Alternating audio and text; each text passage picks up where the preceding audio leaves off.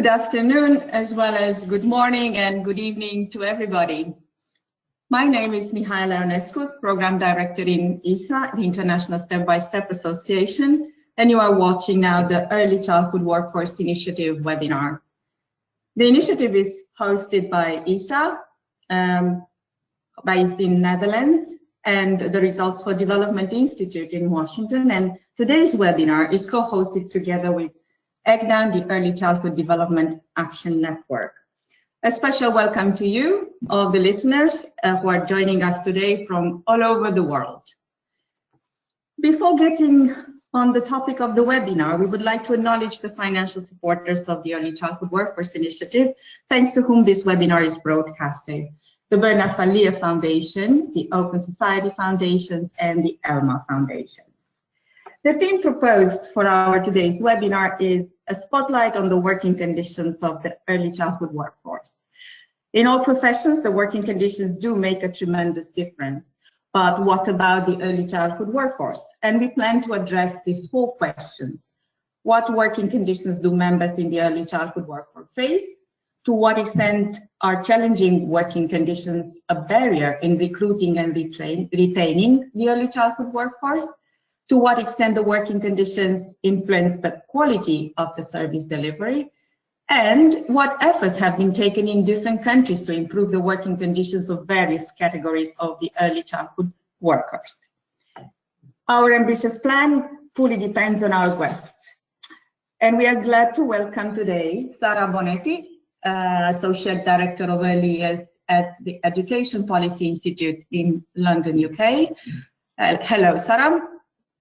Oliver Young, Head of the Private and Public Service Unit at the International Labour Organization in Geneva, Switzerland. Hello, Oliver. Sumitra Mishra, Director of Mobile Creches, and her colleague Neeru Patnagar, Senior Manager Capacity Building at Mobile Creches, both in India. Hello to both. Hello. And Kennedy Orenjo, from Country Director of Health in Siaya County in Kenya. Hello. Hello, Kennedy. Hello. Hello. Before starting our discussion, I would like to mention just a few things regarding the way we will spend the following 70 minutes or so. We prefer the dialogic format with the slides accompanying the discussion. A few questions were prepared, as you saw, in advance, and we shared them with all of you. We foresee like 10 to 15 minutes of discussion for each of the 4 questions. We thank to all of you who have sent in advance questions, and we will try to answer them during our dialogue. In case we do not manage, because we did receive a lot of questions, we will answer to them in writing and post the document on our webpage, on the website of our initiative under the webinars webpage. If you still would like to submit questions, you can type this directly in the questions panel that you can find on the bottom right side of the screen. And we will also try to address them either during the webinar or, as I said, by answering in writing in a document. Finally, the recording of today's webinar will be available on the initiative's website, just in case you need to leave early, or if you would like to recommend the webinar to one of your colleagues. Well, before starting the dialogue with our guests, we thought of mentioning that when talking about early childhood workforce, we refer to an ample inventory of professions and to a variety of working conditions. But what do we mean by working conditions? Got inspired by the research brief on working conditions matter developed by the OECD back in 2012. We refer to the wages. We refer, especially in terms when we refer to early childhood educators or home visitors, social workers, the staff child or family ratio, to the maximum group size in case they are working with group of children, working hours, or about non-financial benefits, about the organizational climate, the manager's leadership, teamwork, or workload. All those factors that can influence the ability of professionals to do their work well and their satisfaction with the workplace, work tasks, and the nature of the job. The first question refers to the type of working conditions that early childhood workforce members in general experience in majority of countries. The general consideration about the working conditions are that improving qualifications, training, and the working conditions of the early childhood workforce has been identified by the OECD as an effective policy for improving the quality of services. Emphasis, however, is paid on how to improve the early childhood workforce in terms of increasing their qualifications and training, and less emphasis is given to improving the working conditions of the staff. Also, through the desk review that we have been doing and in the reports that have been developed under our initiative, we just understood that the majority of the professional groups working in early childhood programs, be them educators, caregivers, social workers, home visitors, and other categories of personnel, seem to share equivalent working conditions.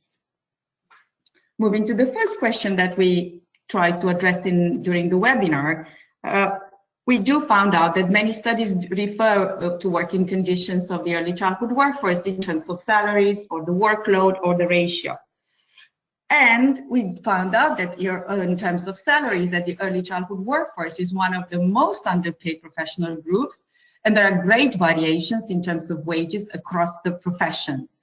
In USA, in the recent Early Childhood Workforce Index in 2018, at times the wages are so low, it was mentioned, that numbers of staff report food insecurity, worry about housing, and postponement of education and medical treatment. In the country study that we have been carried out under our initiative in Peru, for the CUNAMAS program, although when joining the program, the compensation seemed attractive to regional staff and community actors, the long hours and significant traveling and challenging context, as well as job insecurity, detracted them from the initial appeal. It seems so that in several countries, the salaries might be one of the issues that is concerning one of the working conditions across professions. Oliver, now, as you do represent a very important organization, which is like a watchdog for the workforce rights, equal and equitable treatment, what is the general understanding about the early childhood workforce working condition, especially under the report that has been released in 2014, that's very true, regarding the promotion of decent work for early childhood education personnel? Thank you, Mihaela, and good afternoon. Hello to everyone. Yes, my name is Oliver Liang. I'm from the International Labour Organization. For those of you who don't know us, we are just today celebrating our 100th anniversary. We're an organization that's part of the UN system that deals with labor issues. And what makes us special is we are a tripartite organization made up of trade unions, employer associations, and governments. And we have a very strong standards-based approach, so a lot of conventions and recommendations. And what Mihaela was referring to, which I believe is available in the handouts, are the ILO's policy guidelines on the promotion of decent work for early childhood education personnel, which were adopted in 2013 by a tripartite group of governments, employers, and workers in the area of early childhood education. So in preparation for developing these guidelines, the ILO held previously a tripartite meeting which explored some of these very questions about working conditions of the early childhood education workforce. And here I think it's important to already make the first distinction. We're talking about education workforce, so primarily pre-primary teaching in an educational setting, although we recognize that early childhood development workers, there's a big spectrum where these could be also included. I think some of these things are not a surprise and have been borne out by more recent research. Early childhood education workers have, in all respects, the lowest status of teachers. Teachers, as you know, are challenged around the world by difficult working conditions and a low status, but this applies especially to early childhood education workers and ECD workers. There are a couple of things that we have to keep in mind. The sector is marked, of course, by a very high level of privatization. So it's only recently that governments have started making pre-primary education compulsory and free. And as a result, a lot of the providers up till now have been private. It is also a highly female-dominated field. In some countries, over 90% of the ECD workers are women, and I think the worldwide average is still in the high 80%. So it is a very female-oriented workforce, and that has many important implications on the way it's perceived and in the kind of working conditions that are then attributed to this so-called female sector. What the ILO discussion bore out was that ECE workers had the lowest levels of qualifications for among the teaching staff. That's something that is still borne out by statistics today.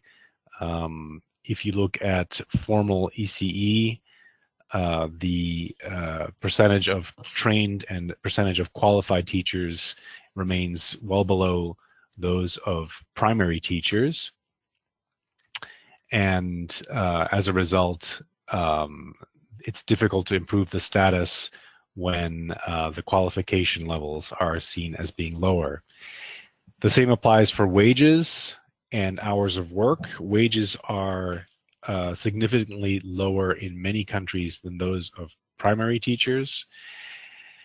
And the hours of work, of course, are longer because early childhood education sometimes is seen also as a kind of child care arrangement, so hours of work extend throughout the working hours. I've already mentioned the gender disparities, the enormous gender rift in the workforce. Opportunities for continuous professional development and career progression are extremely low in this sector, as it is often privatized, and private centers don't offer the kind of continuing professional development or opportunities or financing for staff to develop themselves. Very important factor is also the low level of unionization of early childhood education workers.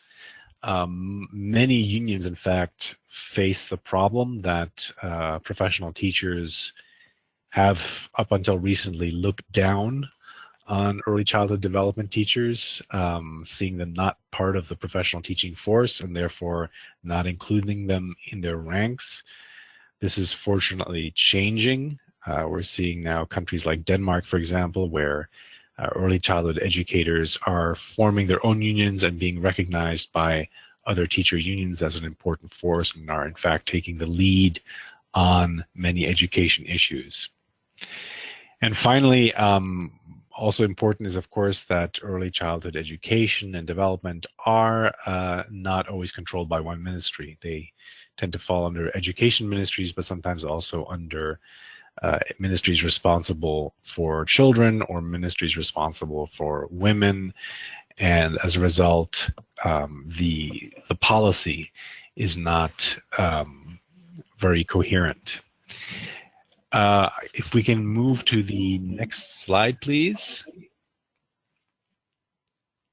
Now, Oliver, we will get back to the next slide that you plan to present later on when we will refer to the second question. I just wanted to thank you very much for all the information provided, and I was just wondering, while listening to you, shall we understand that, for example, if there were the qualifications, the level of qualification was higher, would have mean that there would have been better wages, and if there would be more unionization among the early childhood workforce, there would be better chances for a better negotiation, let's say, of the working contracts. Would this be something that you would say if we were to look at possible ways of approaching the issue of the working conditions. Yes, thank you. It's a bit of a so-called chicken and egg question. Yes. I think any strategy to improve the status of early childhood education workers has to move along several fronts. And the first is something that governments can do, which is to recognize early childhood education. And this has, of course, now happened. It's seen as an extremely important intervention, something that requires strong policy coordination and indeed a policy. Such a policy can set out higher qualification frameworks for ECD workers. Our guidelines recommend at least a tertiary degree, if not a something up to the master's level, which is indeed the case already in some developed countries. And this, of course, helps make the argument that these are highly qualified professionals. However, there is a challenge there, and we have to recognize that in many developing countries, ECD and ECE workers are people who are doing the work on a volunteer or on a informal basis. They may not have formal qualifications, but they have been doing the work for many years and might be, in fact, excellent practitioners. And so one of the challenges there is not to set the barrier too high where it discourages many excellent workers from doing that, but finding pathways that allow them to get some sort of training and qualification to improve their status. I think it's also important for unions to do the work and to organize this set of workers, which is a challenge if you have many different private and volunteer and sometimes home-based settings. But this is a challenge that unions face in general as they have to organize the less formal sector. And again, governments can play a role here in protecting unions as they do this work, and also encouraging employers to allow this kind of organization and for the employers themselves to organize so that they can also speak as a collective voice and discuss policy. And finally, if I can add, and this is underlined often, governments and various stakeholders have to work more to get more men into the profession. This breaks the perception that this is feminine work. As it's seen as also a men's profession that can perversely increase the status to some degree, and it can attract more interest, as we unfortunately still live in a patriarchal setting, and often of men to recognize this work. Thank you very much, Oliver. We will get back to you when we continue our discussion. As you might see now on your desktop, there is a slide that continues the discussion related to salaries. And as I will very soon approach Sara Bonetti from the Education Policy Institute in UK, we just found in the OECD report in 2018 that on average across countries with available data from 2005 to 2017 reference years, the salaries actually increased by 11% at pre-primary level, at 8% at primary level, 7% at lower secondary level, and 5% at upper secondary level, with an increase exceeded 20% in Poland at pre-primary, primary and secondary levels, and also in Israel, Latvia, Luxembourg and Norway and Turkey. However, I think that this is not the case necessarily in UK, and especially in England, based on the report that has been launched just last week on the 17th of January. Sara, could you just share a little bit from your from the findings of your report? What's the situation regarding, we are talking about the early childhood educators again, and we are talking about a developed country. Yes, hello Michaela, and hello everyone else, and thank you for joining us. Yes, so as you mentioned, our report looked into the early childhood education workforce, which applies to everyone taking care of children, education from age 0 to 4, 5, which is the year of transition into primary school. And we have seen for many cases in our report, we found that the situation in England is very much in line with what Oliver was saying in terms of predominantly female, low level of education, even though we are developed countries. We start from a situation where the early childhood education is based on mixed market provision. So we have to keep in mind that we're talking about very different providers types. The maintained or state sector or nurseries in schools usually require the early childhood teacher to have a degree. They are higher paid and have higher status, although still relatively lower compared to primary, secondary, and tertiary teachers, as Oliver was commenting. Then we have a big private, voluntary, independent sector and childminders, which are like in England are called the home-based carers, who usually, not always, but in general tend to have lower qualification level, much lower pay. Connecting to one of the questions that were also asked, sent in advance, in terms of like how to advocate for better condition, and I'm going to refer here to the low average pay. What we did in our report as a way to advocate about better condition and about informing the public how things really are, what we did was comparing childcare workers with the general female working population and primary and secondary teachers. Because there is a lot of conversations around teachers, for example, in England. If we look at childcare workers, like at early childhood workers, we don't have that same conversation, even though we have similar or even more worrisome problems.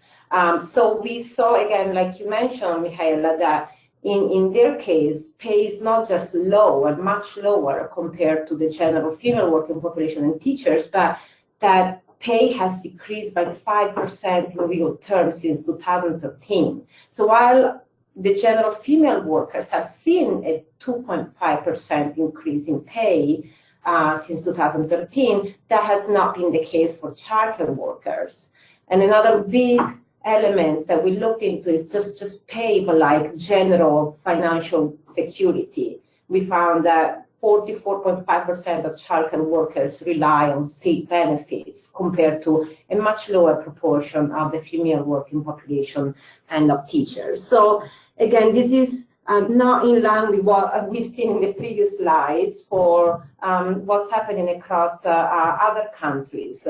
Other things I said outline, just like Oliver was saying, is again, we have low qualification levels, low entry levels in the private, voluntary, and independent sector compared to the state sector. And we also have a low and decreasing proportion of staff that are working to upskill. So it's not just a matter of starting low with qualification, but also that because of a series of austerity and financial pressure on providers, they are not able to afford continuing professional development for their staff, and we see a decreasing proportion of them upskilling.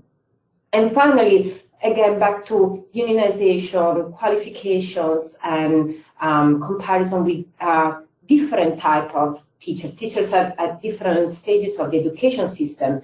There is no compulsory induction outside the school system in England. So even those who have a degree level in early years, there is no compulsory induction for them compared to those that work in the school sector. So all in all, there are a lot of disparities, and yeah, unfortunately, working conditions that have not been improving in the last few years. Thank you very much, Sarah. We will get back to this report and all kinds of findings related to the questions that we have prepared in advance for this webinar later on. I think that what you have talked also kind of helps us transition into the second question that refers to what extent the challenging working conditions are a barrier, because we have just found out that there are some challenging working conditions related to the early childhood workforce. To what extent they are really a barrier in recruiting and retraining? We found out that across the globe there are calls for finding solutions in order to retain the well-qualified staff in the sector. But this means that there are concerns about the impact of the high workloads, the level of stress, and the poor working environments on professionals themselves, but also on the quality of their work. Now, We have also learned from the Global Social Service Workforce Alliance that the retention of the social service workforce also is a challenge in both developed and developing regions due to low salaries, high caseload, low professional status, partly shaped by cultural views and lack of resources, and even issues of burnout and secondary trauma. I wanted to mention this because we are talking about the whole range of professionals that are involved in the early childhood services, not only the early childhood education sector. And this leads us to the question, I'm coming back to you, Oliver, that you wanted to refer to the second slide that you have prepared. Coming back to the early childhood education workforce, I wondered to what extent, what should be the priorities in terms of preparing and recruiting as well as deployment of the early childhood education workforce. What were you, from the report, for the guidelines that your organization released, what would be the priorities that should be followed in the next period and after the report has been released and in the coming period also?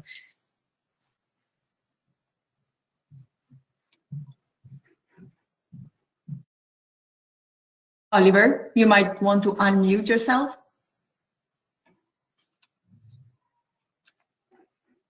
Are you still with us?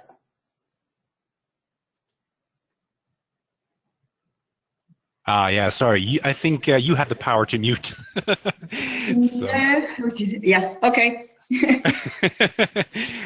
My wife would dream of that. She can turn me off anytime. So thank you. Thank you for the question.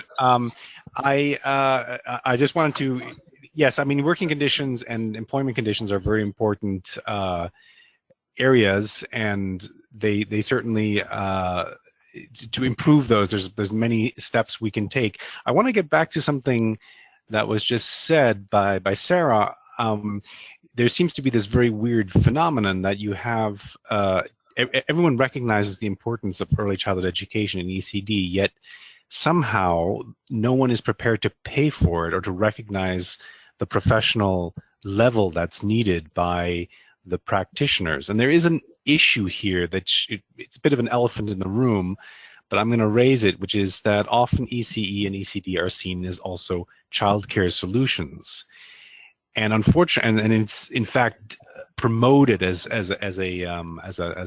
means of childcare and as a means of, for example, getting women into the labor market by giving them the time to work. And unfortunately, that is a conflicting interest, because there is research that shows that decisions about childcare are often based on price, where you have, whereas education, which has been hijacked by this very results-oriented testing and grading and so forth, where teachers are now positioning themselves as professionals who can deliver these important results to your child's future, ECD is still seen as a sort of, well, it's a good place to park the kid while the parents work. And so these considerations are, I think, are still pressing down on some of the working issues. Now, in terms of what we're promoting to further professionalize and improve the working conditions, of course, qualifications we've talked about. We already spoke about the tertiary degrees. I think there's some other things that are important. Financing is a key issue, and more public financing has to go into it. The guidelines recommend 1% of GDP. That's certainly not something that's been picked up yet by the international community as a global standard, but is something that we're pushing for. What's also important and is often forgotten is that the institutions that provide the training for ECD workers need to also be of a high standard. And so getting good standards for the training institutions, having good working conditions for the trainers, and having qualification requirements for trainers is also important. Making sure that training involves apprenticeship, involves practical work, involves opportunities to work in centers. I think and it's already mentioned in your background work, the rural-urban divide, and making sure that these things also cater to indigenous communities and vulnerable communities. It cannot be underlined. It is in those very settings that and research has shown that the interventions of early childhood education are actually much more impactful. One of the things we recognize that, at least in the developing world, ECE is still very much a middle-class phenomenon. It tends to be urban. It tends to be families that can afford it. So the impact it is having on these families is actually less, since they have so much more access to other things as well. And those that would massively benefit from this are the least served. Some other issues just to talk about: background checks and vetting. Of course, there are security issues regarding to children that cannot be overlooked, and that is something that these schemes need to be well designed. We found that induction, I think this is, Sarah mentioned this is very important, because it really doesn't, you want to not have people who only have theoretical training be suddenly put into practical settings without any kind of guidance from experienced workers in the field. So mentoring and induction is certainly important. And then, well, we've already mentioned CPD. The possibility for reflective practice, I think this is something that the unions have stressed a lot. Teaching is, of course, something that can be trained, but it is also to some degree an art that is perfected by giving space to think about what's going well, what's not working in a particular setting. So these are important as well. And then mobility, making sure that people have chances to move around and experience different settings is important as well. Good. And then if I can just address a few other issues. When you mentioned working conditions before, there are other things that need to be considered as well. We talked about pay, and the guidelines do stress the importance of pay being equivalent to at least that of primary education workers. We've mentioned the caseload or overtime. Overtime pay schemes are extremely important. There are ILO standards on this, and this is something that is often overlooked by employers or abused. So making sure that these are in place is critical. Disciplinary procedures is something the guidelines address. This is something that you find often in school settings, is that every once in a while there's a rotten apple. You have to be able to take workers who are not performing and be able to monitor their performance, hopefully in a supportive way that allows them to improve their work and actually gives them feedback. But in some cases, it has to actually lead to a sort of summary evaluation that could lead to dismissal or to other kinds of disciplinary procedures. These are important to have well established in institutions. And certainly we recommend that these are established in consultation with unions, so that there is a perception of fairness and a perception of rigor attached to these disciplines. I won't go into all of these, but there's a few that are very important. One of them is the so-called employment relationship. Again, in private settings, in informal settings, we find that the employment relationship, which the standard being an open-ended contract, written contract. So normally if you hire a teacher, you're supposed to have a contract that establishes that they are hired, and as long as they perform well, they have a job, or unless the establishment closes for financial reasons.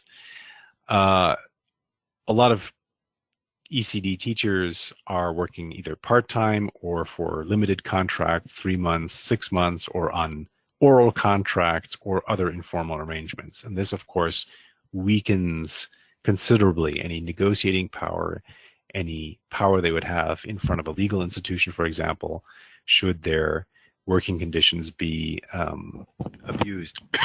Excuse me.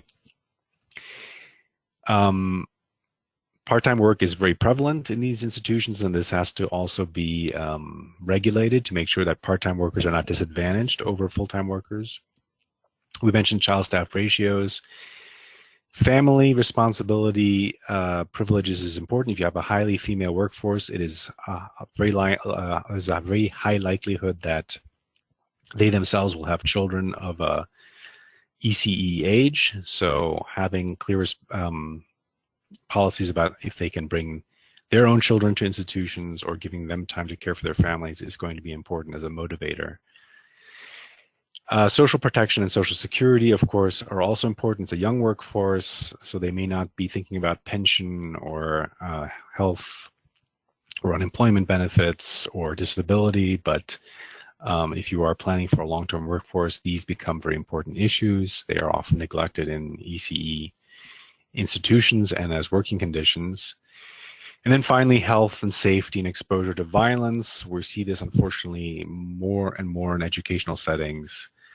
There are important health and safety considerations in ECD settings, be it from lifting children to exposure to communicable diseases.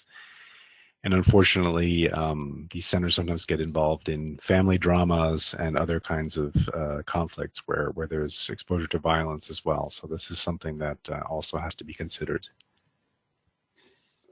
Thank you, Oliver. I think that you have created a quite broad picture of many of the things that would have to be taken into consideration when we refer to working conditions. And if we all of us reflect to different contexts we have been more familiar with in different places in the world, I think that all your considerations have made a strong point that it's a very complex, let's say, equation, but in any case shows that not enough has been done to really create a strong motivation and appeal for the early childhood professions in general, with very few perhaps exceptions that are a little bit better than other professions. We will move now to Kenya, and we will invite Kennedy to just share a little bit of his experience as he's leading health programs at the Siaya County level in Kenya. Kennedy, what can you share about recruiting and retaining the community health volunteers you're working with? I think there were many questions among our participants today that were addressed before the webinar, especially related to those that are working as volunteers in such kind of services that are mostly home-based or community-based. What can you share about the health programs you're running in your county regarding the barriers that you find in recruiting and retaining the health volunteers? Thank you very much, and thank you for bringing me on board.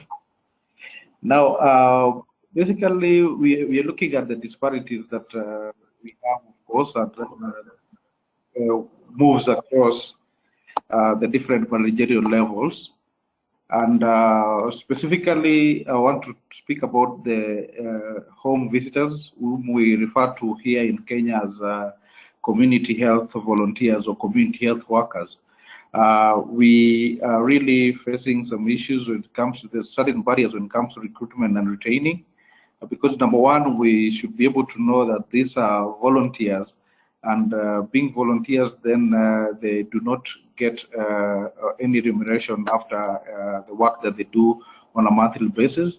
But I will also want to invite you to look at the kind of work that they are doing as volunteers.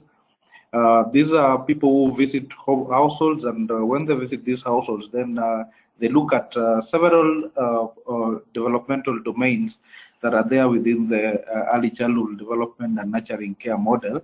And by so doing, then it means they have to walk a long distance. They have to get to nearly 100 households within a period of 1 month to be able to collect this data, and also to be able to talk to the caregivers of these children, and of course bring in the aspect of ECD. But there are two main things that, of course, could be an issue and a barrier in recruitment. The fact that they're coming in as volunteers and they're not going to get anything towards the end of the month. And also the other aspect in retaining them is the motivation and recognition that they want, of course, done to them by the various bodies that are coming into contact with them. And this has been a real issue, because there's no clear budget on how to be able to motivate them. That is when it comes to giving stipend or salary in that case, and also how to be able to, of course, reward them by giving them, of course, different ways of recognition. And this has been a real barrier. And of course, that's what makes the attrition rate a little higher, because now many people will opt for going for jobs that are paying to them, and rather not really go in a volunteer aspect to be able to help the community in that case. So that's what I can say about it. And specifically, it is about motivation and, of course, volunteerism as an aspect. Thank you. Thank you also, Kennedy. We will get back to you with other questions related to the workforce you have mentioned when we will address the other questions left in our webinar. We are moving now back to England to refer to what are the barriers in recruiting and retaining that you have found out also, Sarah, in the report that has been released. You were mentioning also that you have high turnover rates and staffing instability. Yes, so I'm gonna start by picking up on where Oliver left in terms of government signaling and government funding, because that is very much the big elephant in the room in England. There has been some significant investments in the last few years, but the focus is on childcare to allow parents to go back to work, so on quantity rather than on quality, and that has put a significant strain on providers. And because the majority of the provision is in private, voluntary, and independent sector, that turns into significant recruitment and retention issues. We have high turnover rates, and they're much higher in the private and voluntary and independent sector. And then picking up on where I was talking about the employers not being able to afford to provide continuing professional development, we do see a big proportion of the older workforce, which is highly qualified, but they are aging out. They are about to retire in the next 10 years or so. So we will lose highly qualified workforce, and we're not sure that the younger cohorts are going to be qualified enough to be a good substitute, because again, there is very little incentive for workers to qualify on their own time and money. And there is and once they qualify, there is very little incentive to say if they upskill, they want to move into the public sector where working conditions are better. And so we've seen a lot of also other reports from SIDA, for example, that have shown that many providers are recruiting for many open positions, above all for those that are needed to comply with ratios, and they are having a very hard time finding suitable candidates. So it's really a big tension that once again is talked about a lot when it's about primary and secondary teachers, but not enough when it is about early childhood education workers. Thank you, Sarah. We will have to move ahead by having introduced our discussion, inviting our guests from India, just to talk also of the same topic regarding the barriers in recruiting and retaining the early childhood workforce, as we can learn from the Mobile Creches experience of 50 years of operating on Indian territory. Sumitra, please do come in with answers regarding the long experience that you have accumulated and how much the barriers are really a problem that has to be addressed when we're talking about early childhood services in India. Thank you, Mihaela, for giving us this opportunity. Yes, 50 years is a long time of working on the ground with the young children on training early childhood workers and right up to the policy level influence that we do. So when both Neeru and I will speak about our experience, we are looking at the ECD workforce as those working for children from birth to 6 years. But in some of the very difficult settings where we work, these workers are also working with children as old as 8 to 12 years. In terms of the main challenges, I mean, a lot of it has been addressed by Oliver and Sarah, and also earlier by Kennedy. But I think the basic systemic barriers that we face in recruiting and retaining workers is that there is simply no recognition of care as a professional cadre of workers. Women, men do not see this as a professional workforce. It's very closely associated with the issue of women's care work, which is supposed to come as an inherent quality amongst women, which is why there is no recognition that there should be professional training and support to these care workers. But that's and of course that leads to the low salaries, the low no systems for wage increment, and of course no recognition, rewards and appreciation, because there's no recognition of this workforce as a qualified professional cadre of workers. So that's at the first systemic level, but then there are also additional barriers to in how it affects women or men from taking decisions to join the workforce, and those are related to the cultural and physical barriers that Neeru will speak about. Hello to all of you, and good morning and good evening, wherever it suits to you all. I'm going to talk about cultural and physical barrier, and Sumitra rightly said we are going and talking on the spectrum from birth to 6 years of age. And what we found is, like, and we know, like, early childhood care includes a lot of cleaning, washing of young children, and which is at times considered as a very dirty job. Therefore, what happens is the professional and the qualified staff or the workforce doesn't want to enter into the childcare and take it as a profession. And in case we are able to recruit them also, it's very, very difficult to retain that kind of cadre with us. So we usually left with illiterate or semi-literate people or the workforce. Apart from that, as even Oliver said, and Sumitra also shared, that childcare is considered as a very less professional job across the country, across the world. And ECD workforce in India also is dominated by women with low status. And as we all know that India is having a gender inequality in it, and care work is perceived by women, which is less remunerated as well as less respected. It's again a major challenge, especially to recruit qualified professionals for childcare. Long distances, yes, it's a major physical barrier. Mobile creches has been working at construction sites for so long, and construction sites with migrating population. And since these construction sites are moving far away from central locations, what is happening? These workforce and childcare workers need to travel long distances where there is lack of transport facility, as well as if the transport facilities are available also, they are not safe for them. So again, it's a challenge to recruit the people who don't want to take into getting into risk of their lives getting into that profession. Next slide, please. Yeah, the physical barrier again is like childcare provisions are in India. It's usually provided in the poor settings where there is lack of provision, there is no infrastructure, there is no electricity, even basic amenities are not available. And moreover, there are no toilets for women who are entering into these and working at their workstations. So we found that it is a major pushback for these women, and they don't want to come into this kind of profession. And it's again a challenge where there is no safe environment, no transport available. It's always difficult to retain young members, and we usually left with illiterate and the semi-literate staff with us. Thank you.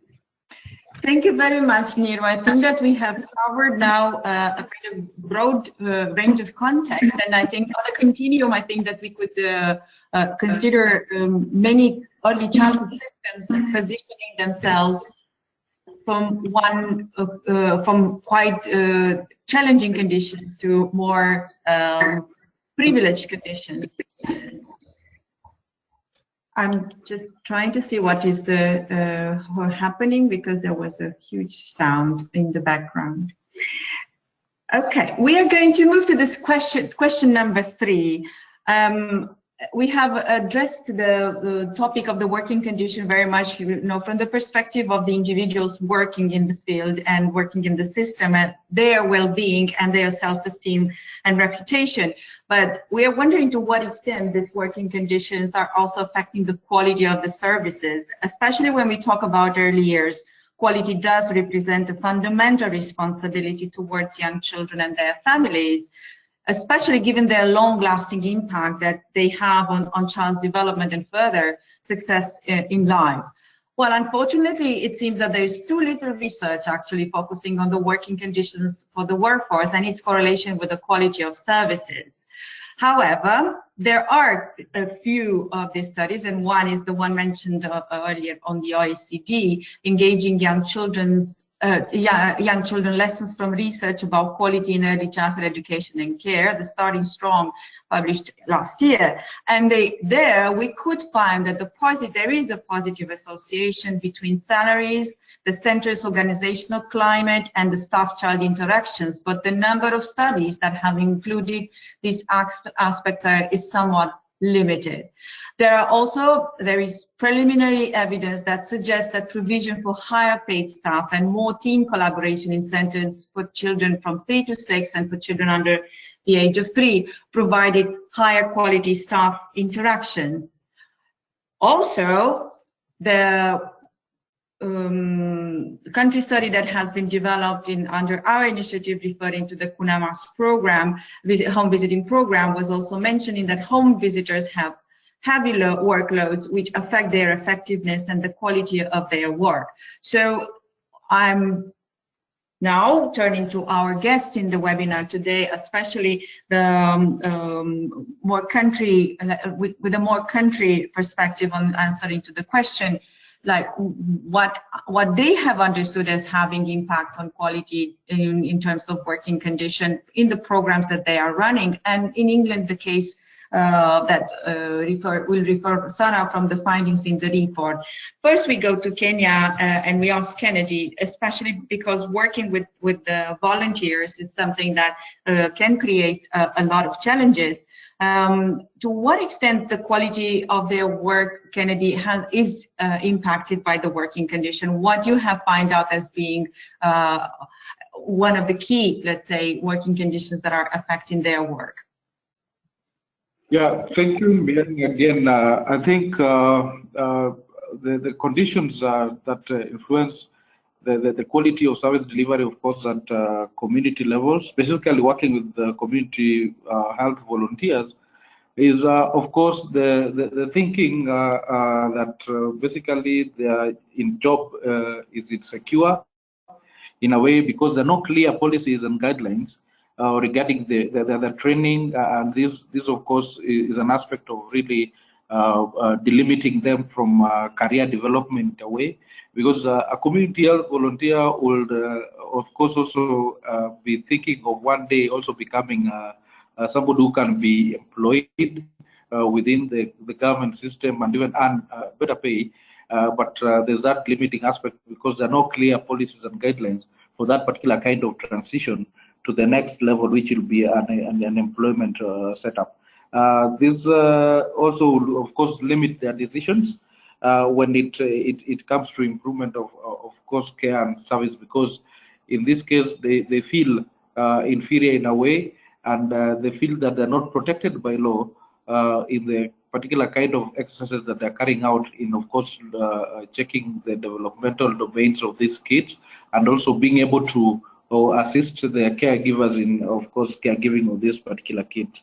And then the other bit was, of course, on career development and aspect of distance.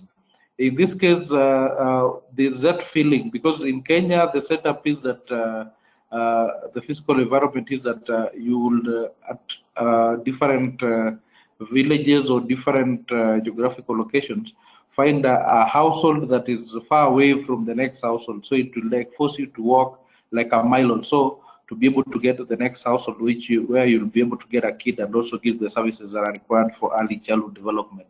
So that this distance, the physical environment, at times becomes a barrier when it comes to an aspect of working condition that influences the quality of service delivered, because at times they will get to a household when they're already tired, and of course it's also running late, and being the aspect that they are volunteers in this case, then they'll also be having some other interests or other things that they need to do at the household level. And I want to just echo what Oliver said, because most of these volunteers per se are women in that nature, and they will really in an African setup, then we'll have a lot of work to be able to do at home, and this delimits, of course, the time that they should be spending outside, of course, delivering these services to the community members. Thank you. Thank you also, Kennedy. We're moving to England again, and we will see to what extent the working conditions are impacting the quality there. What were the findings in your report, Sarah? So again, as I mentioned before, the increasing costs in the last few years without an increase in funding, I think the number one consequence is, again, is about the high turnover rate and instability. And this is true particularly for staff at level 3 in England. That's the staff that is necessary to comply with ratio, and that creates a stability in the classroom. And we know that a strong relationship between child and teacher is important for children's development. That is definitely has a strong impact on quality, on stability in the classroom within a setting for children and for their family. We've also seen in previous reports that providers are increasingly relying on unpaid staff. Like in reception year, which is the year before the first compulsory year of school, which is a big transition in England, 16% of the staff is unpaid staff. So we really are seeing this race to the bottom in terms of like qualification levels and working condition of staffing. And finally, we have this increasing amount of expectations for early childhood educators to take care of mental health of the children and of their families, and but there is no connection and no training, but no connection with the health and mental health sector, and no training to tackle lots of these issues. Thank you, Sarah. Sumitra, what is the experience in the mobile creches regarding to the quality of services? What actually, to what extent the working conditions are really affecting the quality of their work? Or which actually of the conditions are actually the more critical ones? I'm going to pick the cue from where Sarah mentioned about this increasing expectations from early childhood workforce, and that's exactly some of the things that we are facing in how the expectations on our childcare workers is influencing the quality. There is an increasing trend and an expectation from our ECD workers to maintain number of records and registers related to child outcomes, related to program interventions, attendance registers, health records, and so on and so forth. While there is an increasing demand to capture data, maintain data, and keep good quality data, and yet, as Sarah mentioned, there is this whole race towards going to the bottom of the qualification pile to pick up childcare workers. Most of our ECD workforce are coming from very poor level school education, if at all they have a school education, or at a very basic literacy level, and the expectation on them to maintain so many registers and records also affects the quality of work that they do. In addition to that, I must quickly mention that there is a paradox that we face at mobile creches. Some of our workers, on a conservative estimate, have spent at least 25 to 30 years doing this work, and yet we are facing so much difficulty in recruiting young people and retaining young people, and which is why there is high attrition level, the load on investing in their training is high, and therefore that has an influence on the quality. The third thing that I want to mention in terms of how it influences quality is, let's not forget that majority of the frontline workers come from local communities where their own domestic responsibilities are pretty high. So care for their family responsibilities, in addition to the burden of the care work that they do as a profession, influences the quality of interactions that they have with children. It compromises their time and their energy with children, and that in turn influences the quality of the services that we run. Moving on, if I just quickly add on that, can we go to the next slide? Yeah. So because ECD workforce is not recognized as a proper professional cadre, as we discussed earlier, therefore there is less emphasis on investing in their training and their ongoing training and supervision, which means that there is very low opportunity for them to refresh their knowledge, for them to add new skills, and also to bring in innovation to the quality program. The one other thing that we have also experienced, both at the mobile creche experience as well as our work in the public provision system with government and other civil society, is that because the profession is considered low paying, low in status, it has a vicious cycle of perpetuating low self-esteem amongst our workers. They feel inferior in comparison to other teachers and other frontline nursing staff and so forth. As a result, their motivation to invest in their own learning and knowledge building is also poor, influencing the quality of the work that they do with the children at the center. Thank you very much, Sumitra. I think that we will continue actually the conversation about the Indian context, as we are now trying to move from talking more about the difficulties and the unequitable conditions in which early childhood workforce operating, to more like how these concerns have been addressed in different contexts. What can we do, so to say, knowing all these very difficult conditions and having in mind that the ultimate purpose of all these discussions is how do we act towards addressing children's demands and rights and their families in different contexts of all the countries where children are born. And we need to consider now what are the possible ways, what are the possible approaches in which these challenges have been addressed. And I wonder also now I might invite Niru to talk about the way in which your organization that we have mentioned has a long history of working in the field. How mobile creches has tried to mitigate the risk of losing the workforce, but also to enhance their professionalism and thus perhaps increasing the quality of the services, considering all the difficult situation in which the workforce is operating? Or did these efforts lead to some changes? I know that there is a long way to go, but still, what can you say that have been efforts that did make a difference?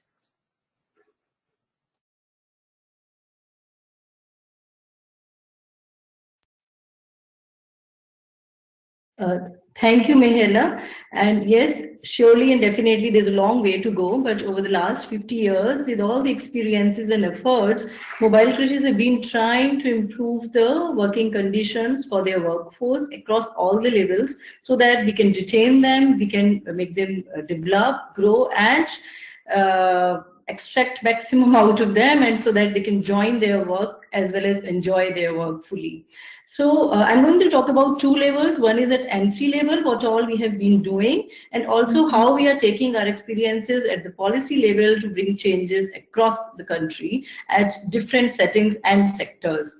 So first I'm going to talk about mobile creches. As the slide correctly and rightly said, you all can see that mobile creches ensure that all the workforce at their work settings, workplaces should be getting decent place where all the basic amenities are available, say drinking water, electricity, toilets, as well as electricity and everything, and structured room which are more safe in terms of like the strong foundations of the building, because we found that at construction sites it's more sometimes it's a challenge getting a safe pakka structured building. So we are trying to keep that as a mandate wherever we are going, and also wherever we are indirectly going through our partners, we try to meet these all parameters so that the work setting can be having a safe environment.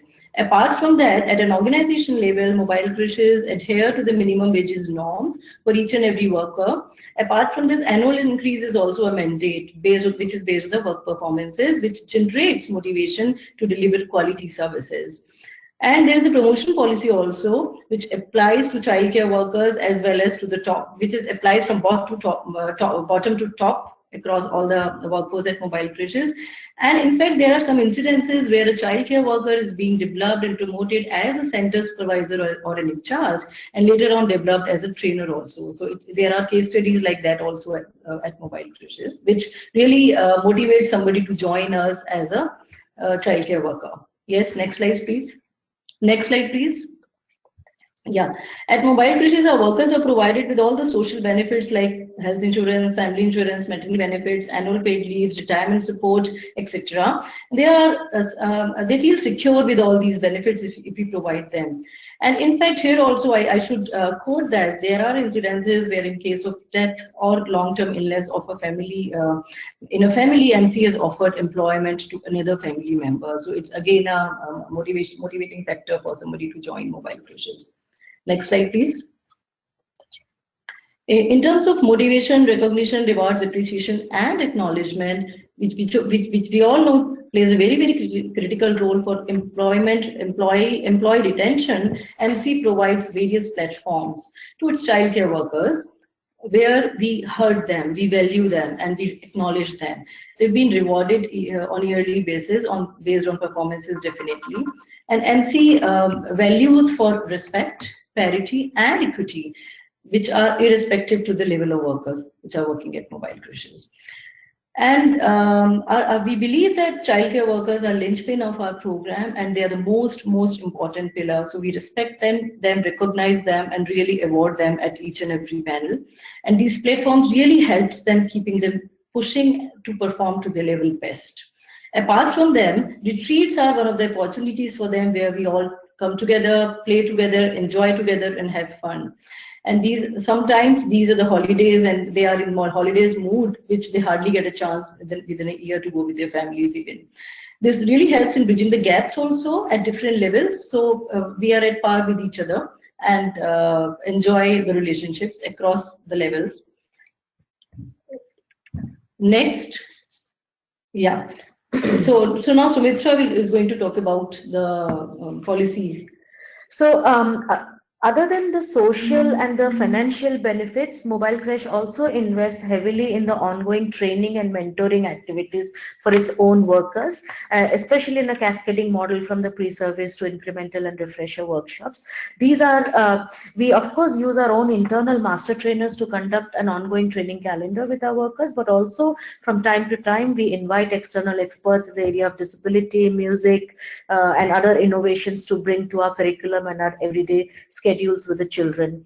The one thing that has helped define and maintain the quality of our services through all these training activities is also because of our 50 years experience, the way we have developed and standardized our non-negotiables as an ECD program, and that therefore helps in defining clear job roles. When a childcare worker joins, the childcare worker knows what is expected out of her, what's her responsibility, and that clarity helps people to keep their motivation, to know their role, and to keep on improving on their role. But that's at the mobile creche level. What do we therefore do with these many years of experience? How do we influence it at a policy and at a larger systemic level? If you go to the next slide, you will see that we have used a lot of this experience of from mobile creches and the work that we do with our partners at various policy platforms. Of course, one of the very strong things that we demand with decision makers is to recognize childcare work as decent work with minimum wages, recognition, and reward benefits. That's been an ongoing campaign that we do at national and state levels. Of course, because of our experience in establishing minimum norms for quality, we are also able to recommend to the Apex training institutes what a training course can look like, what should be the minimum eligibility, what could be the ratio between their practice and their theory classes, what kind of supportive supervision models can be developed as an ongoing part of the training program. So it's not just demanding the service, the training quality, but it's also providing recommendations based on our experience and how this can be rolled out. Next, please. Of course, when we are recommending good practices in the training, we are also backing it up with our collaboration with the government. We work within the government systems in implementing some of these trainings, and in the implementation of these trainings, we focus very clearly not simply on the skill building of the childcare worker, but the importance of knowledge and rationale about quality ECCD care, and also about the attitude of the childcare workers, which we have talked about frequently from the beginning of this session how attitudes and culture is pulling back the ECD workforce retention and its influence on quality. So a lot of emphasis is paid on the attitude building, and this we do in our demonstration sessions with a government. Of course, demonstrating best practices within the government system is something that we are doing, and then we are helping the government and the decision makers to look at the costing of these best practices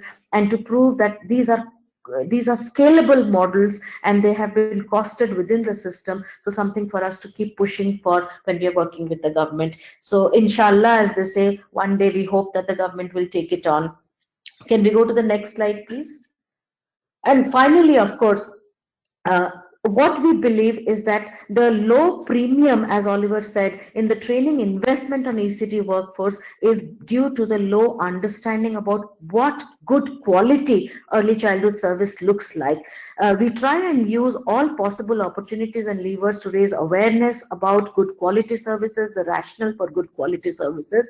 And here I must bring mobile creches engagement in the private for-profit sector, where the recently enacted Maternity Benefit Act, which mandates creches and daycares for employees in the formal sector, has given us an opportunity to build a profile of a good quality ECD program, and hopefully the spin-off will come to the public provision, also to the standards and norms in public provision, which will affect early childhood services in the unorganized or in the informal sector.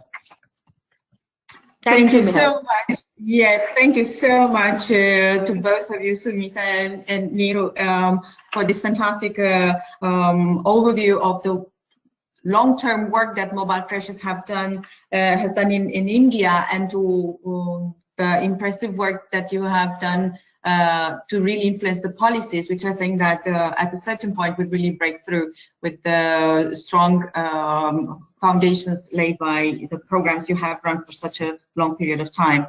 We move to Kenya, and we would like to learn from Kennedy what measures have been taken, or what are the intentions, what are the plans to address the working conditions of the community health volunteers in the county of Siaya that you're leading as from the part of the county government.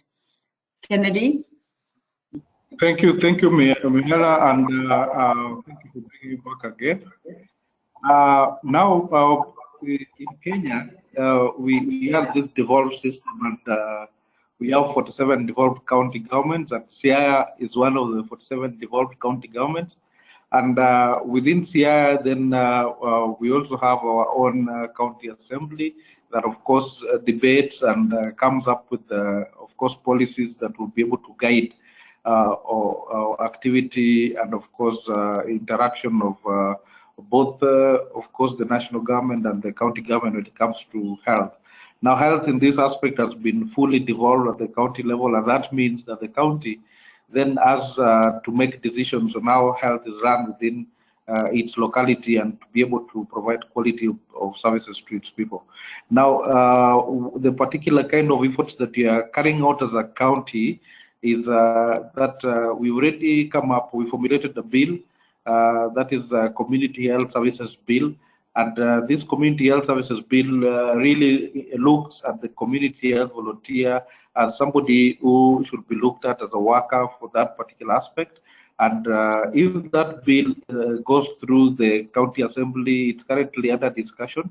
So if it goes through the county assembly and it is passed, then we're going to have a legal document that, of course, will be able to support the payment of stipend to the community health volunteers, and also a document that will be able to talk about their working condition in a more clear way, so that they're able to be incorporated in all the particular benefits that they are going to have as home visitors in that case, while carrying out their ECD work at the household level. So this is an effort that is also being picked by the national government, now that is Kenya as a country, begging from what we've been doing, the reading from the script that we've been doing from the county of Siaya, whereby there also a bill that has been proposed at the National Assembly for the Parliament to be able to discuss, and also if it sees the light of the day, then it can be utilized to be able to, of course, source for resources and funds that can be able to help support this community health volunteer when it comes to, of course, motivation in terms of salary, and again, clear recognition in the way that they can be able to be rewarded for the work they do on ECD. There's also the aspect of capacity building of the workforce and support on the day-to-day activities that they carry out. We currently have a clear guideline on and curriculum on training of community health volunteers, and they normally do a 10-day basic training, and this is a must training for them, with a one extra day that they carry out the practical sessions. And within these practical sessions, they're able to go to the households and also visit and, of course, recommend certain elements of developmental domains in children when it comes to ECD. And they also have a refresher program for, of course, 5 days of that particular training. And, of course, other technical modules, around 14 technical modules, which, of course, one of them is dealing with the child health and child survival. And this basically also skews in their efforts and also their decisions when it comes to, of course, development of this child. And that is an aspect of nurturing care as a model. Now, with this capacity of the workforce, then they'll feel empowered. And when they feel empowered, then they have that confidence to be able to carry out, of course, the activities that they carry out at community and household level, with more vigor and, of course, more knowledge on how to be able to create change at that level. Next slide. Next slide, please. Yeah. This is the next slide. Yes, about the continuous monitoring and assessment, how you still support the workforce. Thank you, thank you. Now, there is also continuous monitoring and assessment of the programs. This is carried out through supportive supervision. Just like I'd explained much earlier, is that we have different managerial levels, and in these different managerial levels, there's support supervision that is carried out from county level to the sub-county level, which is a mid-level management unit. And then there's that supervision that is carried down from the sub-county management level to the community health assistant, who is now the direct supervisor of the community health volunteer. So when they visit the community health volunteers, then they feel more empowered. And when they are more empowered with that particular continuous monitoring and assessment of the program, then they feel that they are able to conduct this particular activity. Because what we found out clearly was that they are ready to work as volunteers at that particular level, but the need that they have is, of course, a capacity need, and also an aspect of coaching and mentorship, whereby they can be able to be mentored on a day-to-day level so that they're able to carry out the activities in the more required way. The other bit, of course, is on, of course, continuous quality improvements. After conducting after doing this monitoring of the day-to-day situations and assessment, then we normally come down with them to look at the data that they develop and of course mine from the households that they visit, where they normally, of course, provide the ECD services and other services at household level, and then look at this data and look at how we can be able to improve it, and of course make it data that can be relied on when it comes to decision making as an evidence. And through this, then we conduct data quality audits, and within the data quality audits that of course are done periodically. At times they are done on a biannual basis, and at times they're also done at of course a quarterly basis, and this could help us come up with, of course, performance improvement plans that will help these healthcare managers who manage the community health volunteers to monitor the improvement. And this is an exercise that is carried out by the two of them, the community health volunteer also contributing much to this, so that when they are part of the performance improvement process, then they really give it the particular kind of vigor and effort that it needs, so that we're able to improve on that particular sustainable scale. So this, when there's that kind of improvement, then this is now taken down to the community through a social accountability forum, and we refer to this as a dialogue session, whereby now the community that these community health volunteers serve in cases of ECD, then are also given that chance to be able to open their voice on the particular kind of services and quality of services that they are rendered by the community health volunteer.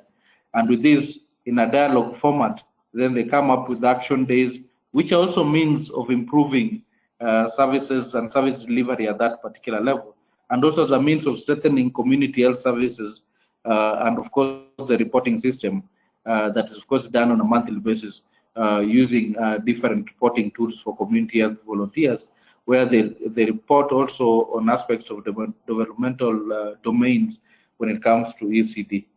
So thank you so much, and that is putting in this account. Thank you very much, Kennedy. I think that we have heard a lot about how not only to recognize how important it is not only to recognize the work that the volunteers are carrying on, but also to learn about how they can be supported, how they can be empowered, and how we can increase their participation in the community's life, and how they can influence by having a voice in the community's decisions processes. Sarah, we will just turn now briefly to you, just to hear what would be, in the case of England, the country efforts that have been made to improve the working conditions of the early childhood education workforce. If we can talk about this.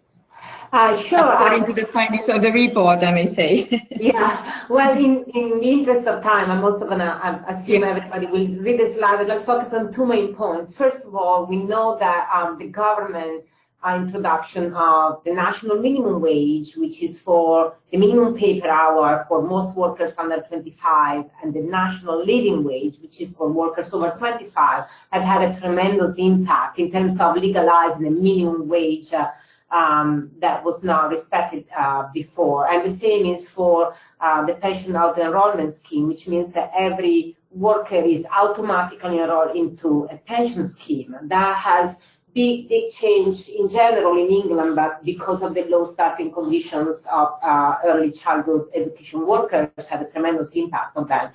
And the second one, which is not in my slides, but I want to circle back to the role of the unions, because of this divide between workers in the public sector and in the private sectors, it used to be the case that early childhood teachers that did not have a qualified teacher status were not part of unions, but now unions are opening up to every childcare and early childhood education workers. And I think that is a powerful message. It's really powerful for changing perception about the importance of the early childhood workforce. So I think more and more could potentially come out of the work of the unions that they're doing.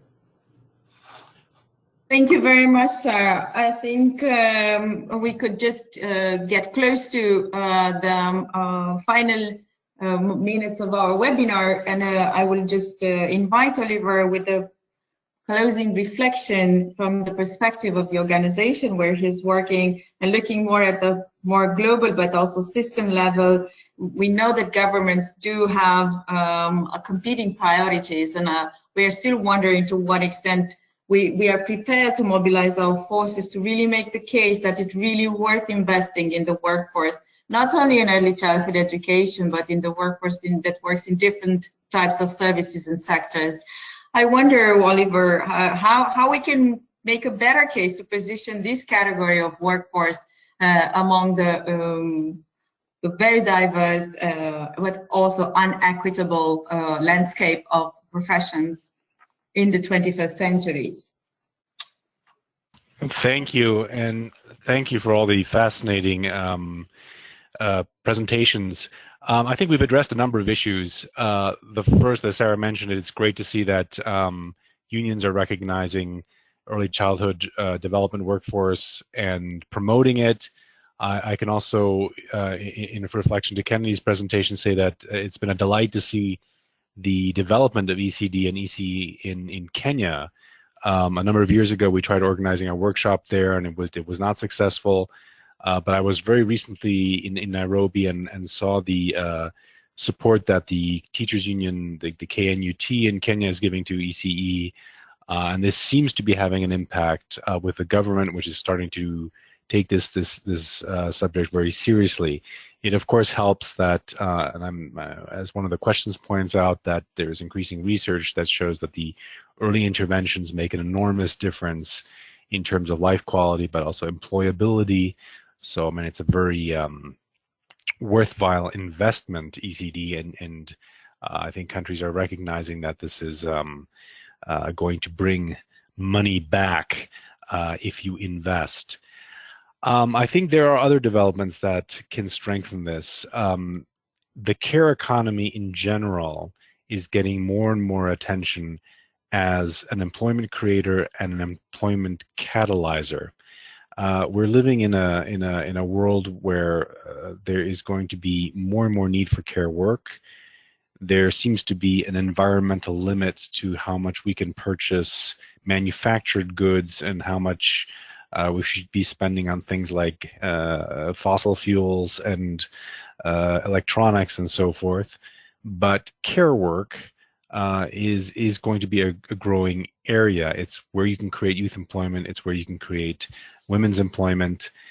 Investments in care work can create knock-on jobs. So if you invest in healthcare, if you invest in an early childhood education center, it creates demand for catering services. It creates demand for cleaning services, for security services. These kinds of investments are investments in pro-employment.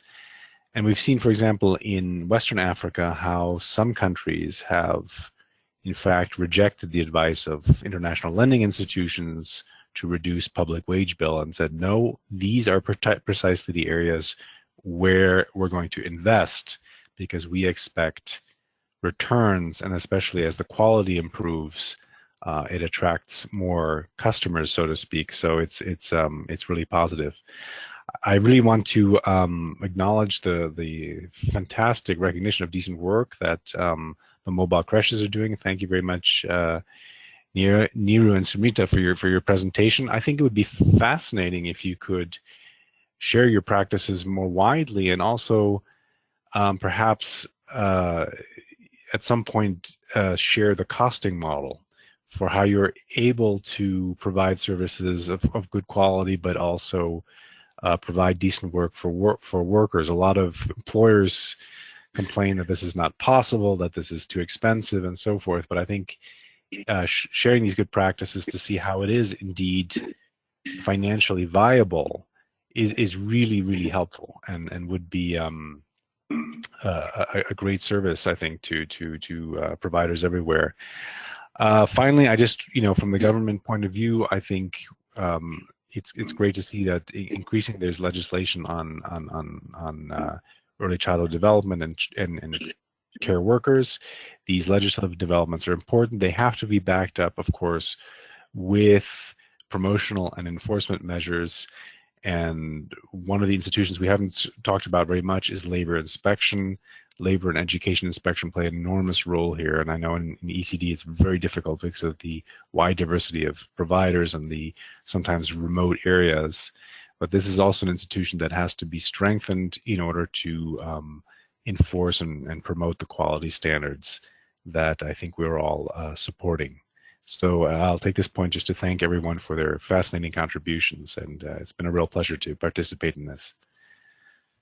It has been a pleasure to have you also together with us, and I want to thank to all our panelists as well, to all our listeners today. The time at our disposal has really come to an end. We are a little bit later than anticipated, and but I would like to thank you and remind everyone that the recording of today's webinar will be available on the website in the next few days.